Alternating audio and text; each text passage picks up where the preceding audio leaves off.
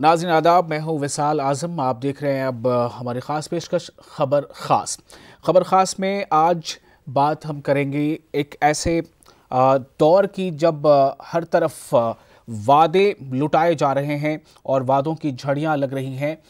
माजी में भी ऐसा देखा गया था, जब जब इंतखाबात का मौसम आता है, इंतखाब की रुत होती है, ऐसे वादे ऐसी रेवड़ियाँ लुटाई जाती हैं।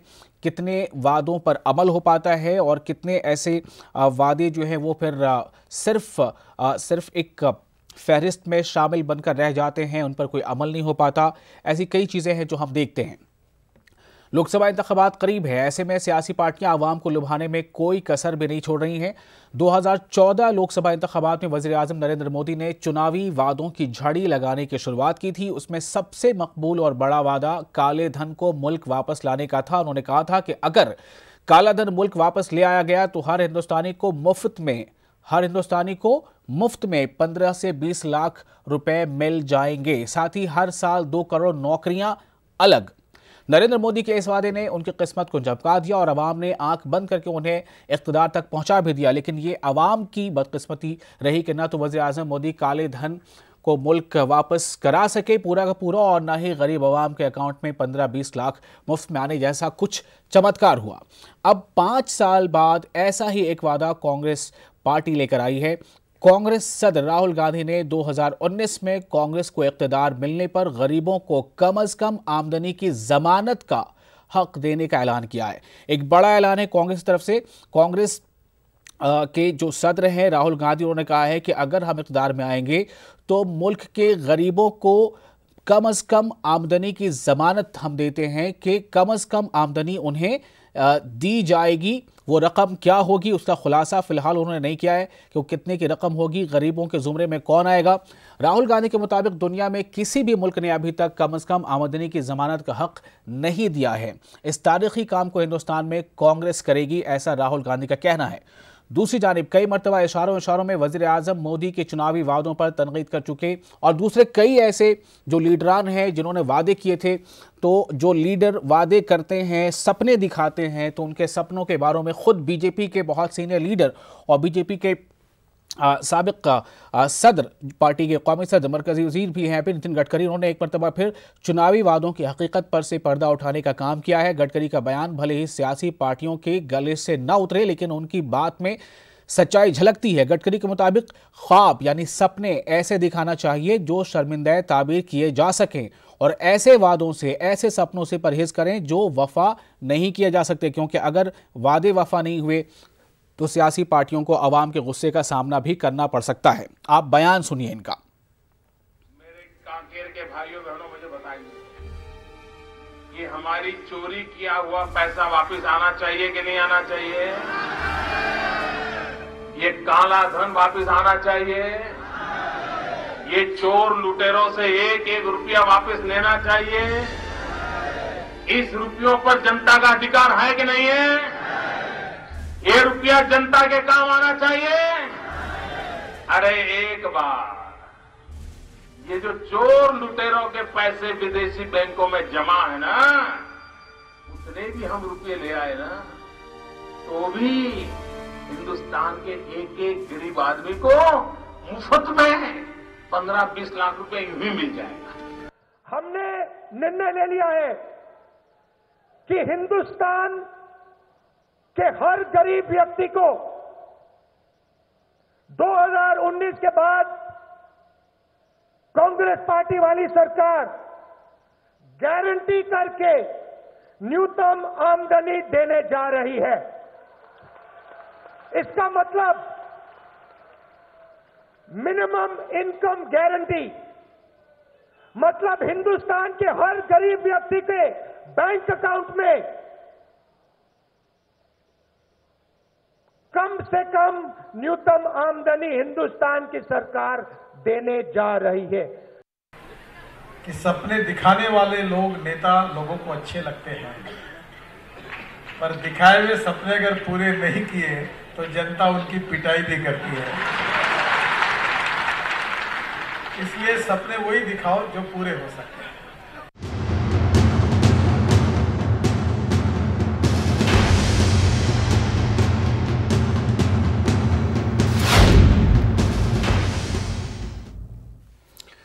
आपने सुना नरेंद्र मोदी का जो बयान था वो 2014 को जब इंतखाबी सरगर्मियां चल रही थी और रैलियों का दौर था, उस वक्त का वो बयान था। जो राहुल गांधी ने बयान दिया है वो कल का बयान है, ठीक एक दिन पहले का, और नितिन गडकरी ने उससे पहले ये बयान दिया था, यानी कि एक दिन पहले से पहले।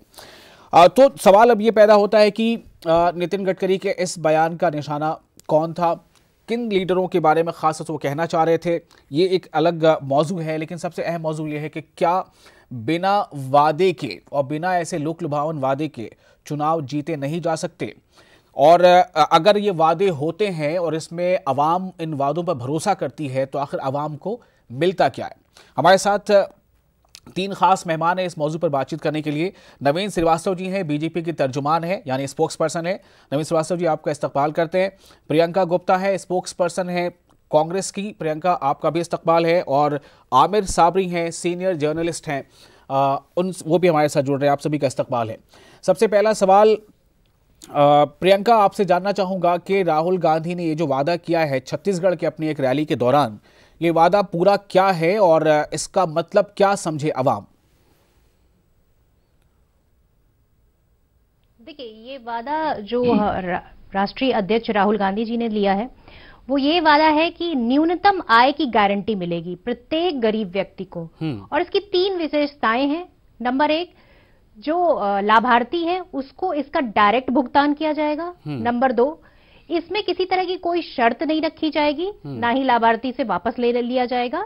और नंबर 3, लाभार्थी इसको अपनी इच्छा अनुसार खर्च कर सकता है।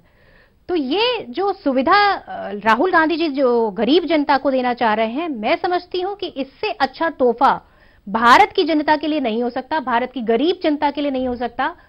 ये देश के उत्थान में एक नई नींव रखेगा, क्योंकि इससे पहले भी हमने कुछ जो योजनाएं चलाई हैं, जैसे मनरेगा योजना जो हमने चलाई थी, उससे गरीबी में काफी कमी आई, गरीबी की आय वृद्धि हुई, गरीब व्यक्तियों की आय में वृद्धि हुई और कई और बेनिफिट भी उससे मिले।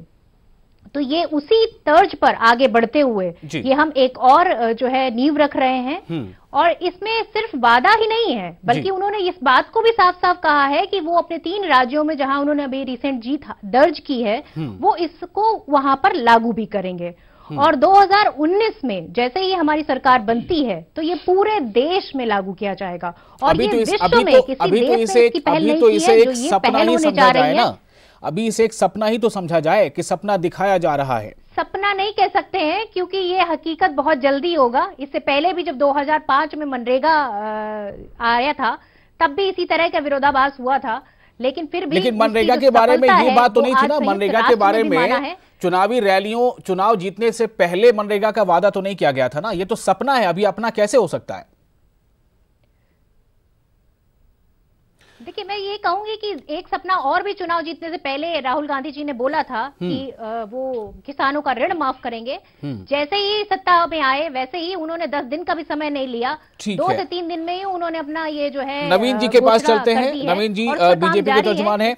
नवीन श्रीवास्तव जी, राहुल गांधी का ये सपना है, ये वादा है, प्रियंका कह रही है कि सपना नहीं है, बिल्कुल अपना है। क्या अवाम इसे अपना मानेगी, यकीन करेगी? क्यों यकीन करे? चूंकि पिछले जो तजुर्बे रहे हैं वो बहुत अच्छे नहीं हैं, वादे पूरे होते नहीं हैं।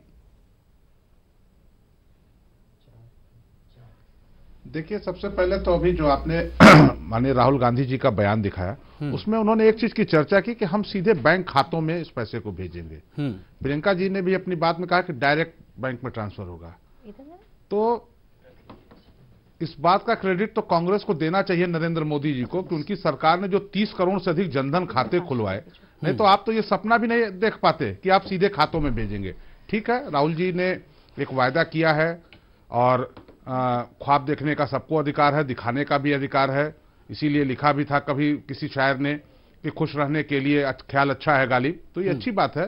लेकिन एक चीज मैं बताना चाहूंगा कि एक जो सबसे बड़ा परिवर्तन हुआ है, आप याद करिए कि कांग्रेस शासित सरकार के एक वजीर आजम ने किसी समय बयान दिया था कि देश के जो संसाधन है उस पर हक सिर्फ अल्पसंख्यकों का है। आज मैं देख रहा था कांग्रेस के एक बड़े नेता पी चिदम्बरम साहब का भी बयान था कि नहीं, देश में जो संसाधन है उन पर गरीबों का हक है। तो यह एक बहुत बड़ा परिवर्तन हुआ है। और जिस देश में जाति धर्म पंथ मजहब के नाम पर तुष्टीकरण की राजनीति करके राजनीतिक दल अपनी अपनी रोटी सेकते थे, आज गरीब पर बात आई है। आज उसमें किसी धर्म की बात नहीं आई है। माननीय नरेंद्र मोदी जी की सरकार ने जो 10% आरक्षण दिया वह किसी जात के आधार पर नहीं दिया, जो आर्थिक रूप से कमजोर है उनके लिए दिया। तो ये एक बड़ा परिवर्तन है। राहुल गांधी जी ने ये चुनाव के वायदे किए हैं। अभी प्रियंका जी बता रही थी कि 3 राज्यों में हमने किसानों के कर्ज माफी के वायदे किए थे और 10 दिन में हमने कर दिया, 2 दिन में। 1 महीने से अधिक समय हो गया। कितना हो पाया है ये तो 2019 में जब लोकसभा के चुनाव होंगे वो पता चलेगा। लेकिन ये अच्छी बात है जी कि कम से कम अब गरीबी की बात हो रही है, उन लोगों द्वारा हो रही है जिन्होंने 25 साल 50 साल गरीबी हटाओ का नारा देके देश पर शासन किया, लेकिन गरीबी हटा नहीं पाए। अब फिर वो गरीबों को छलने के लिए बहुरूपिया के रूप में आ रहे हैं। तो देखा जाएगा 19। चलिए ठीक है, जवाब लेंगे प्रियंका जी से। बहुरूपिया कौन है, बहुरूपिया कौन नहीं होता है, क्या एक नेता ही बहुरूपिया होता है चाहे वो किसी पार्टी का हो? सवाल ये भी है, क्या किसी पार्टी विशेष का नेता ही बहुरूपिया होता है? क्या किसी पार्टी विशेष के नेता ही सपने कहते हैं या सपने दिखाते हैं? आखिर नितिन गडकरी जी जो कह रहे थे वो किसके लिए कह रहे थे? आमिर साबरी जी हमारे साथ है, सीनियर जर्नलिस्ट है। आमिर जी, सवाल बड़ा सीधा सा है कि क्या बिना सपने दिखाए शासन तक, इक़्तिदार तक पहुंचा नहीं जा सकता? विशाल आजम साहब, बहुत अच्छा सवाल है आपका। देखिए, चुनाव ये जो राहुल जी ने कहा है इस तरीके से 2014 के चुनाव से पूर्व मोदी जी ने भी बहुत बड़े बड़े वादे किए थे। उन्होंने 2 करोड़ लोगों को प्रति वर्ष देने की बात करी थी, जो नहीं हो पाई। 2 लाख प्रति वर्ष भी नहीं हो पाई। उन्होंने 15 से 20 लाख रुपए अकाउंट में आने की बात करी थी, वो भी नहीं हो पाई। काला धन आने की बात करी थी, वो भी नहीं हो पाई। भ्रष्टाचार मुक्त का दावा किया था और वादा किया था, वो भी पूरा नहीं हुआ। तो आखिर चुनावी वादे ही क्यों होते हैं? मैं समझता हूं कि चुनाव आयोग को इस बात पर निर्णय लेना चाहिए कि जो आप घोषणा पत्र में या चुनावी वादे कर रहे हैं या जो मंचों से कर रहे हैं उसे कम से कम 50% तो उसको लागू करना चाहिए, मेरा ये मानना है। बाकी वादे तो हर पार्टियां करती हैं विशाल साहब, और बहुत बड़े बड़े सपने दिखाती हैं। और मैं समझ रहा हूं कि पिछले कुछ वर्षों से ये इस देश का युवा सिर्फ सपनों में ही जी रहा है जी। ये बड़ी अजीब बात है। जो सपने धरातल पे क्यों नहीं पूरे होते? आखिर सवाल बड़ा ये है।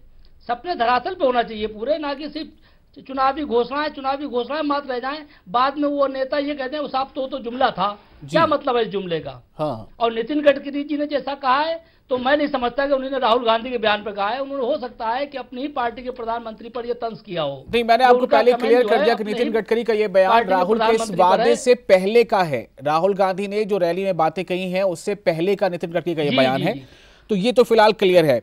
कुछ एक वादे हैं जो आपने गिनाए हैं और अवाम को बहुत सारे वादे और भी याद हैं। अवाम आज भी ढूंढ रही है कि 100 स्मार्ट सिटी कहाँ है, और साथ ही साथ जो हर एक सांसद अपने संसदीय क्षेत्र में, अपने पार्लिमानी हलके में एक गांव को गोद लेने वाले थे और उसकी किस्मत बदलने वाली थी। 5 साल पूरा होने वाला है, कितने गांव ऐसे हैं जिसकी किस्मत बदल गई? वादे बहुत सारे हैं। इसलिए सवाल ये पैदा हो रहा है कि क्यों अवाम किसी भी नेता, बड़े नेता के सपने पे भरोसा क्यों करे? क्या अवाम के सामने कोई और रास्ता नहीं बचता? अवाम की ये मजबूरी है। नवीन जी, आपसे एक सवाल कर रहा हूं कि आपको बहुत सारे वादे याद होंगे शायद जो किए गए थे। अगर मैं भूल रहा हूं कुछ तो आप याद दिला सकते हैं, इसमें कोई मजाहका नहीं है, आप कर सकते हैं ऐसा। तो मैं ये कह रहा था कि और कौन कौन से ऐसे वादे हैं जो पूरे नहीं हो पाए? अवाम को क्या समझते हैं सियासी पार्टी के लीडरान कि हम जो कहेंगे वो सुनेंगे, उस पर अमल करेंगे? उनके पास अपना कोई लॉजिक नहीं है। देखिए, अभी साबरी साहब वरिष्ठ पत्रकार हैं, इन्होंने उन सारी चीजों पर चर्चा की जो माननीय प्रधानमंत्री जी ने चुनाव के समय वायदे किए थे। लेकिन कितने सफाई से शब्दों की हेरफेर होती है। नौकरी और रोजगार 2 अलग शब्दों को कैसे एक कर दिया जाता है। प्रधानमंत्री जी ने कभी यह नहीं कहा था कि 2 करोड़ नौकरी देंगे। प्रधानमंत्री जी का मिशन था कि 2 करोड़ लोगों को हम रोजगार सृजन करेंगे। आज स्टार्टअप योजना हो, मुद्रा योजना हो या कौशल विकास योजना हो, इसके माध्यम से जो हमने करोड़ों नौकरियों का सृजन किया है उस पर चर्चा दुर्भाग्य से कोई नहीं करता है। अच्छे दिन आएंगे। नवीन जी वहीं पर रुकते हैं। नवीन जी थोड़ा वहीं पर रुकते हैं, 65 साल तक नहीं, वहीं पे थोड़ा रुकते हैं। क्या आप ही बता दीजिए मुझे, अभी आपको सुनने वाले बहुत से लोग सुन रहे होंगे, वादे करना या नहीं करना अच्छी बात है, आप कोई आंकड़ा है तो पेश कर दीजिए किसी एजेंसी के जरिए से कि हर साल 2 करोड़, मैं नौकरी छोड़ देता हूं लफ्ज, मैं रोजगार की ही बात करता हूं, लेकिन जिस रोजगार की बात की जा रही है, पकौड़े या चाय, वो पहले भी बेचे जाते थे। क्या आपने कभी पकौड़े नहीं खाए 2014 से पहले? क्या आपने 2014 से पहले कहीं चाय नहीं पी रेवड़ी पे या ठेले पे? आप ही बता दीजिए कितनी नौकरियां या कितने रोजगार मिले हैं सालाना? देखिए, निश्चित रूप से पहले भी पकोड़े बेचे जाते थे, पहले भी चाय बेची जाती थी, लेकिन एक पकौड़ा बेचने वाले, एक चाय बेचने वालों को बैंक बिना गारंटी के 1 रुपया का वो लोन नहीं देता था। आज 50,000 रुपए तक का लोन बिना किसी गारंटी के मिलता है। कितने आप नहीं देखेंगे ना, लोगों को बताएंगे। दूसरी चीज, साहब सुनिए जरा, धैर्य रखिए, आप पत्रकार है, आप पार्टी बंदी मत करिए। नहीं बिल्कुल नहीं, मैं सिर्फ ये पूछ रहा हूं, मैंने तो यही सवाल है, मैंने इसीलिए देखिए पार्टी बंदी की बात ही नहीं है, वरना मैं राहुल के इस वादे को लेकर आता ही नहीं, राहुल गांधी के इस वादे को लेकर यहां आता ही नहीं कि वादे क्यों किए जाते हैं जब पूरे नहीं होते। अगर आपने मुझसे प्रश्न किया तो 2 मिनट जवाब देने का मौका दीजिए। बोलिए। 65 साल आजादी के बाद देश में 10 करोड़ से अधिक परिवारों के सिर पर छत नहीं थी। अगर हमने 4.5 साल में करोड़ों परिवारों को सर पर छत दी तो यह अच्छे दिन नहीं है। सर देखिए, मैं इसलिए आपसे कह रहा हूं, देखिए वक्त की कमी है नवीन जी, आप बहुत वरिष्ठ हैं, मैं सिर्फ ये सवाल कर रहा हूं कि वो अच्छे दिन नहीं है। नहीं, देखिए बात अभी किस पे हो रही है बताइए? वादों पे। मैंने वादे की बात की, आप उसके बारे में जवाब दीजिए। अगर कांग्रेस ने कोई वादा नहीं किया, आप कह सकते हैं इंदिरा के जमाने से गरीबी हटाओ का नारा था तो गरीबी हटी क्यों नहीं? आप कांग्रेस के इसके लिए पूछिए, लेकिन मेरा जो यहां पर सवाल है कि नौकरी को या रोजगार को लेकर आप उसके बजाय छत पे मत जाइए। अभी देखिए, माननीय प्रधानमंत्री जी का मुख्य था कि अच्छे दिन आएंगे। जिस परिवार के सिर पर छत नहीं है उसकी पीड़ा आप समझिए, कि जो खुले में रहता था या झोपड़ी में रहता था, अगर उसको 2.5 लाख रुपए की कीमत के पक्के मकान मिले हैं, अगर उसको बीमारी में अपने परिवार के किसी सदस्य का इलाज कराने के लिए घर की जमीन या घर का गहना गिरवी नहीं रखना पड़ा, आयुष्मान योजना के तहत उसको लाभ मिल रहा है, जिन परिवारों को गैस योजना मिली है, जिन परिवारों को आपके शौचालय मिले हैं, वह अच्छे दिन नहीं है। देखिए, यह एक शब्दों का मुहावरा होता है विशाल जी। प्रधानमंत्री जी ने जो कहा कि विदेशों से पैसा आ जाएगा तो 15 से 20 लाख रुपए लोगों के खाते में नहीं जाएंगे, लेकिन लोगों के विकास के लिए सरकार को खर्च करने में मौका मिलेगा। ठीक है, विदेश से नहीं आ पाया, मैं बाइट फिर से प्ले कर दूं, लेकिन क्या आपको मैं उनका बयान फिर से सुना दूं? नोटबंदी के बाद मैं बयान फिर से सुना दूं, में पैसे बंद थे, मैं बयान फिर से सुना दूं, जमा हुए, और हमारी सरकार, मैं बयान फिर से सुना दूं, बोलिए। और अभी अठावले जी ने भी तो कहा था कि आएगा 15 लाख सबके अकाउंट में आएगा। आप नवीन जी बात आपकी नहीं है, मेरा सिर्फ ये सवाल, मैं किसी भी एक आवाम क्या एक ऐसी चीज बनकर रह गई, कोई भी आए कुछ सुना के कुछ सपने दिखा के चला जाए, चाहे वो राहुल गांधी हो चाहे कोई और हो। मेरा सवाल सिर्फ इस बात को लेकर कि आवाम को हम समझते क्या है, आखिर जो वादे किए गए पूरे नहीं होते। आपने अभी कहा कि नहीं, दुर्भाग्य है, दुर्भाग्य है, सुन लीजिए जरा आप, दुर्भाग्य है कि देश की आवाम सब समझ रही है, और देश की आवाम ने इसीलिए 14 में, जहां 6 राज्यों में थे, आज 19 राज्यों में है। देश की आवाम सब समझती है। ठीक है, वो घटता बढ़ता रहता है, वो अच्छी बात है, आप अगर तरक्की कर रहे हैं, आपकी पार्टी आगे बढ़ रही है, लेकिन गिरावट जिन परिवारों को मकान मिला है, जिन परिवारों को शौचालय मिला है, जो परिवार आयुष्मान योजना के तहत लाभान्वित हुए हैं, जो किसान लाभान्वित हुए हैं, उनसे पूछिए कि अच्छे दिन आए कि नहीं आए। और देश में सबसे बड़ी अदालत जनता है, और जनता की अदालत में हम लगातार उत्तीर्ण हो रहे हैं। जनता के प्रति हम जवाब दें, और हमने जनता के लिए जो काम किया है वो जनता के सामने है। कमजोर हो और यह बात जो थी, आज 15 करोड़ की बात, आज राहुल जी ने जो कहा कि हम यह योजना लागू करेंगे और खातों में सीधे पैसा भेजेंगे। बहन जी हमारी बोली कि डीबीटीएल, आखिर यही 30 करोड़ जनधन खाते खुले और कांग्रेस से लगा सारे राजनीतिक दल हमारी आलोचना करते रहे कि आपने ये क्या किया है, आपने ये क्या किया है। आज अगर जनधन योजना के तहत 30 करोड़ खाते खुले हैं, तभी राहुल गांधी जी भी ये कहने का साहस रख रहे हैं कि हम सीधे खातों में पैसा भेजेंगे। नहीं तो क्या इसके पहले 30 करोड़ खाते नहीं खुले होते तो राहुल गांधी जी कह पाते क्या, हम सीधे खातों में भेजेंगे, बिचौलियों के हाथ में नहीं जाने देंगे। ये हमारे सरकार की उपलब्धियां हैं। सवाल इस बात का है कि चलिए, वक्त की कमी है, ज्यादा बोलना, तेज बोलना ताकि लोग सुन पाए, अच्छी बात है, शायद आप लोगों को ऐसा लगता हो, लेकिन देखिए आप ही खुद ही कहते हैं कि जनता समझदार है। और मुझे ये बता दीजिए कि क्या कोई सरकार ये कहे कि मुझे 5 साल में मैंने खाते खुलवाए, ये क्या क्रेडिट है? इज इट अ क्रेडिट कि 5 साल में आपने आवाम के खाते खुलवा दिए, पैसे के लिए फिर अगले 5 साल चाहिए? क्या बात करते हैं नवीन जी? आपको तो ये कहना नहीं चाहिए। क्या बात कर रहे हैं आप इस बात को लेकर? ये क्रेडिट है कि 5 साल में आपने खाते खुलवा दिए? नहीं, बात वादों की हो रही है, चाहे वो कोई हो, कांग्रेस हो, बीजेपी हो, कोई भी आता है कुछ भी वादे करके जाता है। सवाल अवाम के पास ये सवाल है ना, अवाम ये सवाल नहीं करेगी कि आपने सपने दिखाए थे तो पूरे क्यों नहीं हुए? आप ही के पार्टी के नेता कह रहे हैं जो सपने नहीं दिखाते उसके साथ हर्ष क्या होता है? कांग्रेस अध्यक्ष राहुल गांधी कैसे कहते? आप बताइए, आज जो युवा बेरोजगार घूम रहा है, आप उसके लिए क्या कर रहे हैं? जिस पर कांग्रेस अध्यक्ष अपनी करना चाहते हैं, जो क्या कर रहे हैं आप उसके लिए? किसान जो आत्महत्या कर रहा है उसके लिए आप क्या कर रहे हैं? चलिए, बहुत बहुत शुक्रिया नवीन जी। प्रियंका जी, वक्त की कमी है, आप लोगों ने बोला, अपने अपने वक्त का इस्तेमाल किया, और सवाल सिर्फ इतना है कि अवाम 1 बार 2 बार 3 बार, कितनी बार अवाम को ऐसे मौके झेलने पड़ेंगे? इंदिरा के जमाने से यह वादा था गरीबी हटाओ, क्या गरीबी हट गई? अवाम भी समझती, आप भी समझते हैं। आखिर अवाम को सूझबूझ कर यह फैसला लेना होता है। कोई भी आता है वादे कर जाता है। राहुल जी आके कह रहे हैं कि अगर हम इक़्तिदार में आए तो तमाम गरीबों को एक कम से कम आमदनी की जमानत देते हैं। और जो खबरें आ रही हैं ज़राए के हवाले से, वो ये आ रही हैं कि 1500 से 1800 रुपये तक की एक रकम हो सकती है। ये ज़राए के हवाले से खबर मैंने आपको बताई है।